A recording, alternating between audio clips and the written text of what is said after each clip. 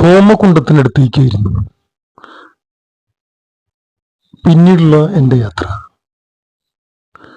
അവിടെ ഭക്തജന തിരക്ക് അനുഭവപ്പെടുന്നത് കാണുന്നുണ്ട്.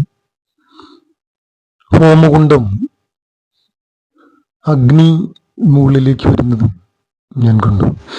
വിഘ്നേശ്വരനെ പ്രീതിപ്പെടുത്തിയാൽ നമ്മുടെ വിഘ്നങ്ങൾ മാറും എന്നാണ് ഞാൻ അറിഞ്ഞിട്ടുള്ളത്. ഇത് നമ്മൾ കാണുന്ന പാറമേക്കാൻ്റെ അവിടേക്കുള്ള ഒരുപാട് ചെറുപ്പക്കാർ അവിടെ കിറ്റുകൾ പാക്ക് ചെയ്യുന്നത് കൊണ്ട് അവർ വളരെ ഉത്സുകരാണ്. അങ്ങനെ കാഴ്ചകൾ വീണ്ടും തുടർന്നുകൊണ്ടിരിക്കുന്നു.